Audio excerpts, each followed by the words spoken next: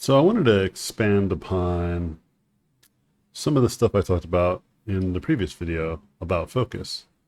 I think a lot of people had an incredible, reaction to it. I think a lot of the videos that I tend to put out lately, people have been really positively influenced by them, and I love that.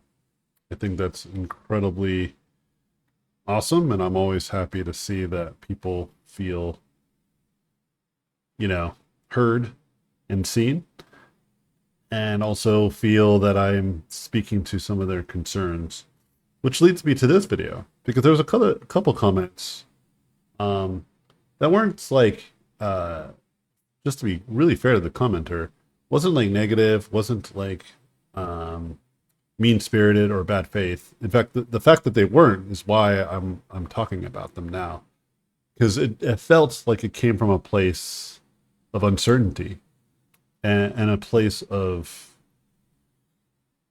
I mean, for lack of a better term, just fear, right?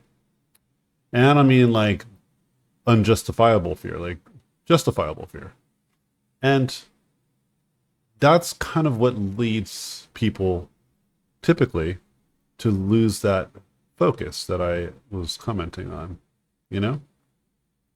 And something that I try to get people to overcome is these challenges that they encounter that make them potentially lose focus.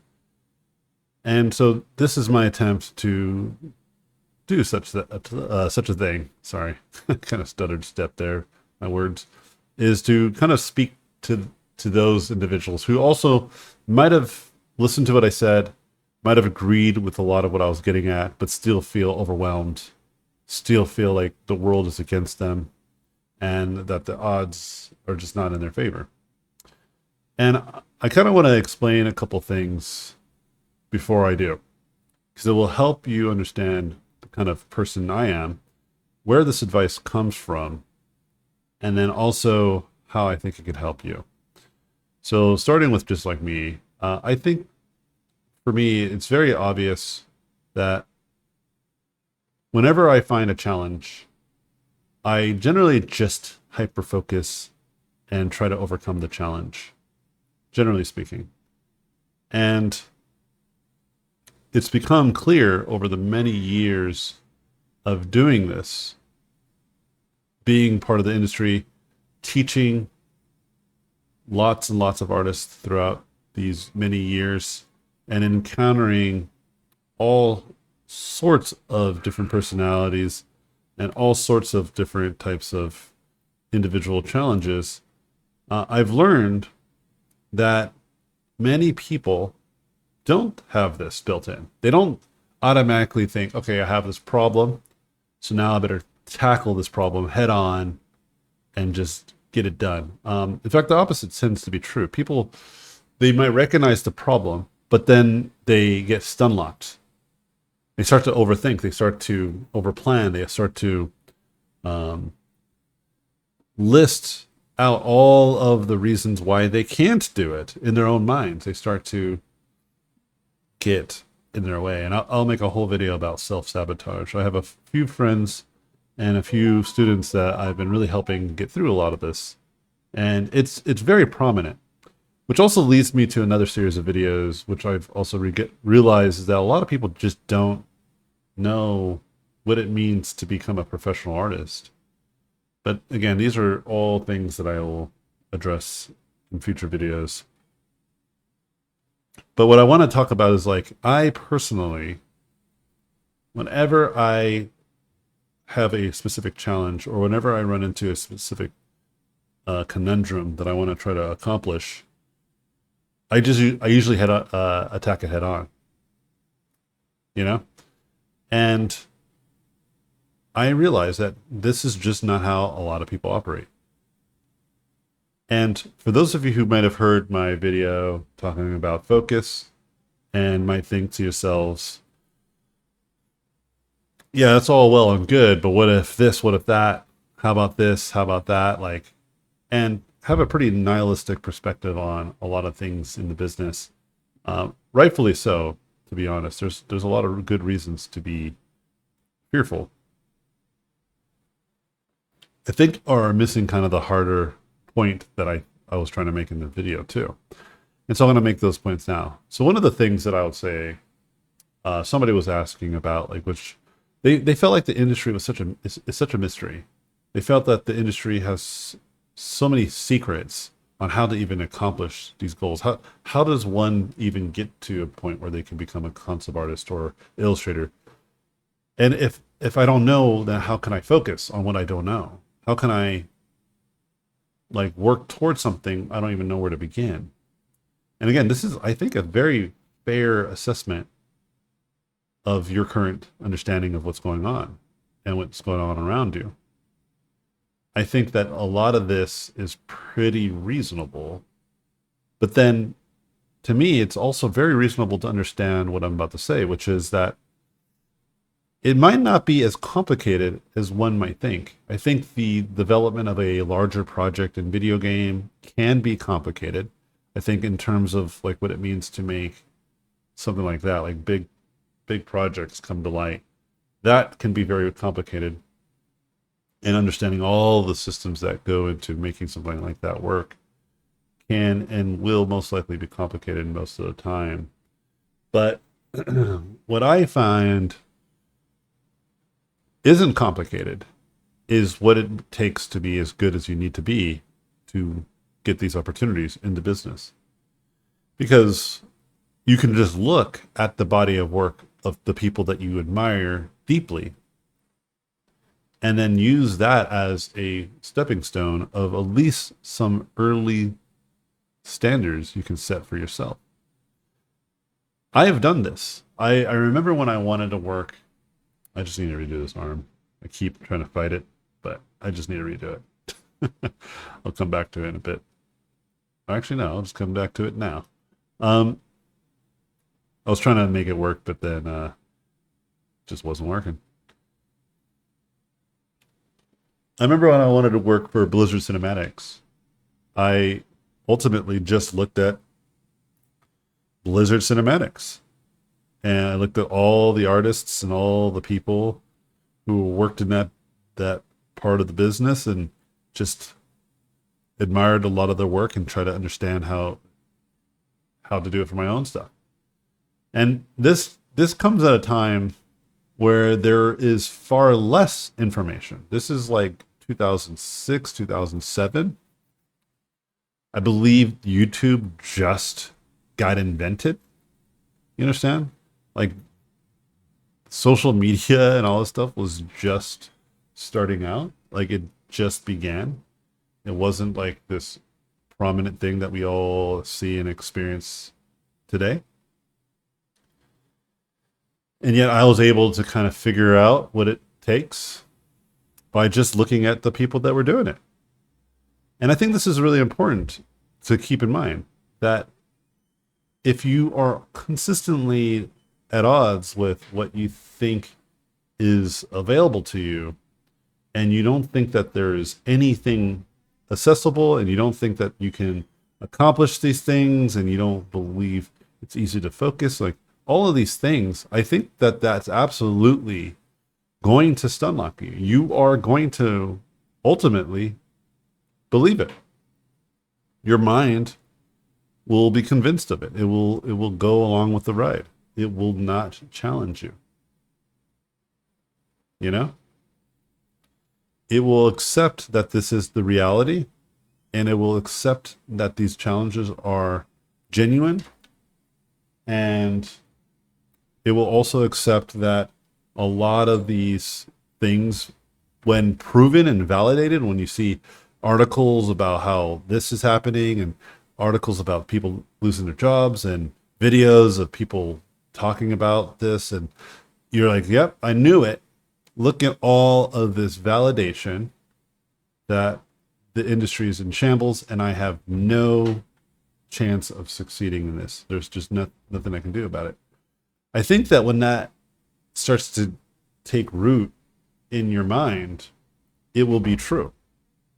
And it will be proven true time and time again with what's going on around you.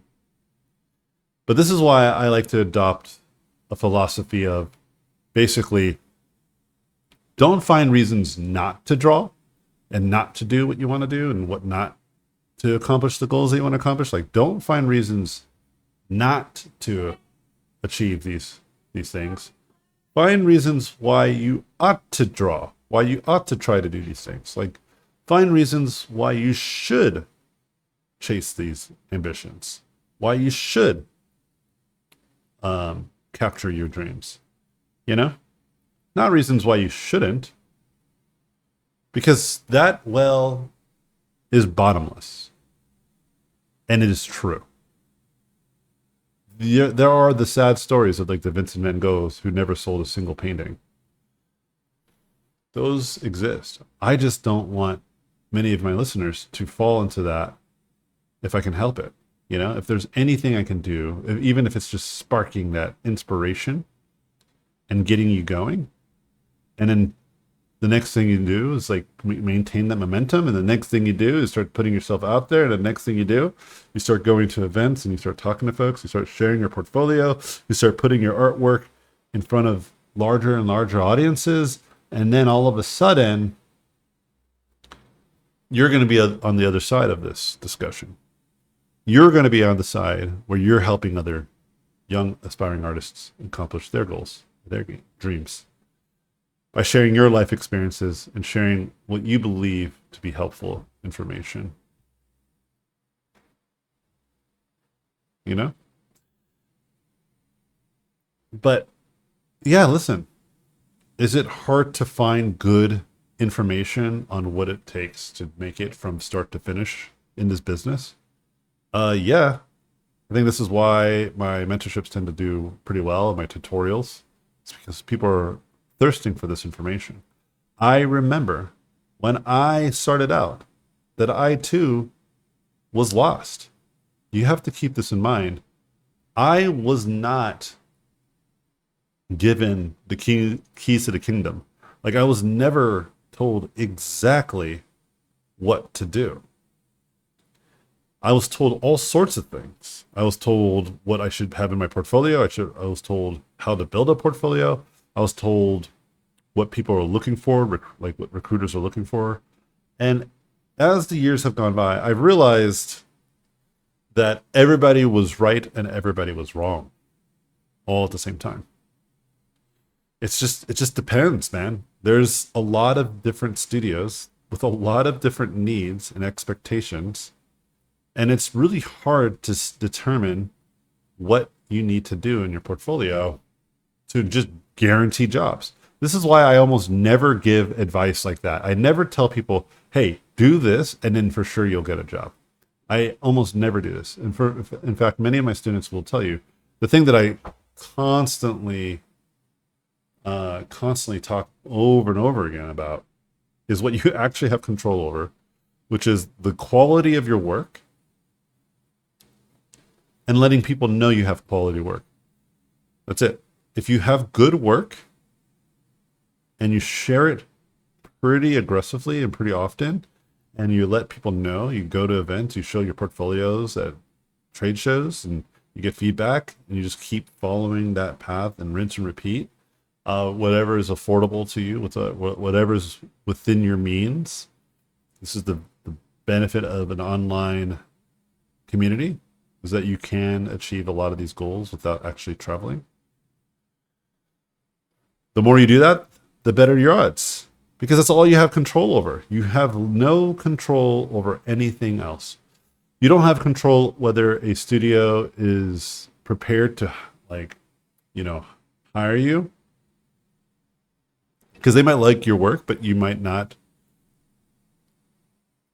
be picked up because they just don't have a place for you. Like, that's just reasonable, but they love your work. Like right now I have one of my clients, I'm on kind of on call with them. And yeah, they just emailed me the other day with some really cool stuff. And I was like, that's awesome. But they were like, listen, we really want to work with you again, but we don't have anything at the moment. We'll just keep you updated once we have something. There's a couple things that could happen, but we don't know. Like, this is very common. Like literally they're telling me that they want to work with me. They want to hire me, but there's just no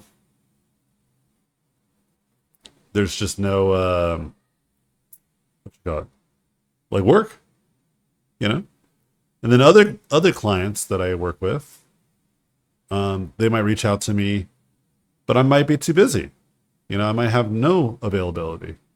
And I feel bad because I'm like, oh, I really want to work with them. But now I had to like keep working. I needed to make a living, you know, so I took on the next opportunity that was available to me. You know what I mean? Like this is the nature of the beast. And I think that when you're focused and you know what you want to accomplish, then you're just more tapped into all of these things that you ought to be doing. I think this is kind of the catch. So if you are unsure because of lack of focus, just pick a thing. Like pick anything. Like imagine what you would really love to do and just start doing it. And as time goes on, it will reveal to you more and more the kinds of stuff that you ought to do because you're kind of living in that space for a bit. You know, you're constantly exposing yourself to that field because that's what your focus is. You know? Sometimes people might come to me and say, hey, look, I have like something I want to do, but there's no job. I can't find that job that's that thing. So how would I go about this? And I say, well, shoot, just do it. You might be the pioneer. Just truly understand the risk of being a pioneer, you know? But I almost never even shy away from telling my students to accomplish even these types of crazy, potentially pipe dreams. Because if they were the ones that accomplished it, and they're the ones that overcame all the adversity, I want to be in the origin story. I want to be in that origin story of the people that helped them feel that they can accomplish it, rather than the people that told them they couldn't. You know? I try to be realistic. I say, look, if you want to do XYZ, these are the challenges. If you're okay with those challenges and the ride that comes with that, then be prepared. But I find that when it comes to illustrative work, concept work, most of these types of things, many of these opportunities actually are within grasp for the vast majority of people. I don't think that this is as crazy as it may appear on the outside. You know what I do think tends to happen though? I think that people,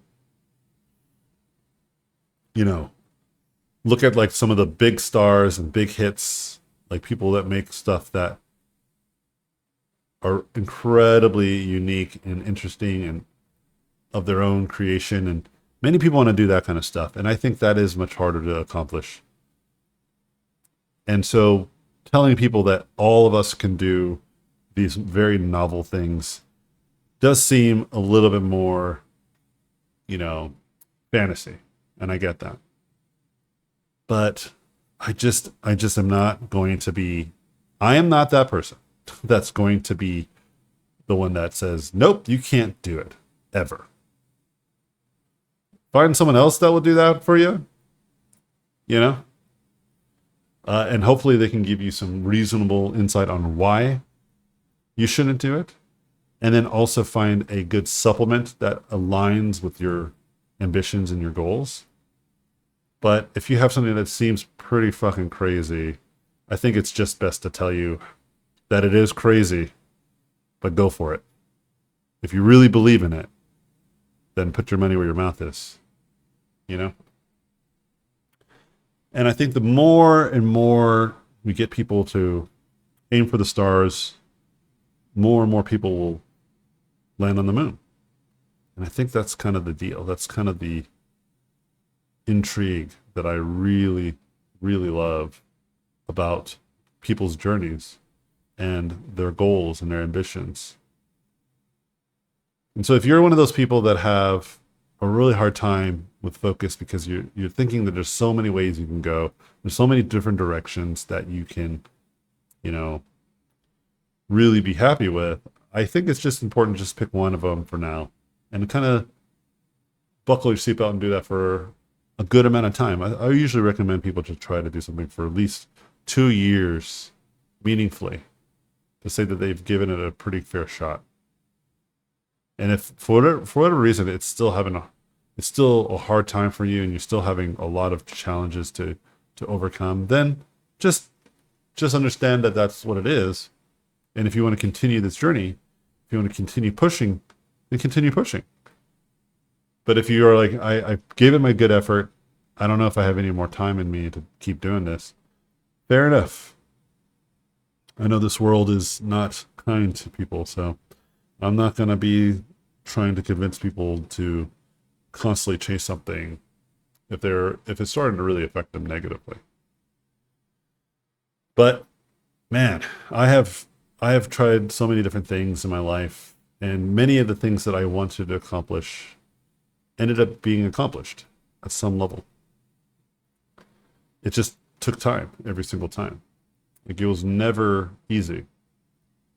So that's why I'm not convinced that anybody will just get it for free either. But I'm also convinced that there's opportunities that are more likely to happen when you put yourself out there and really challenge yourself.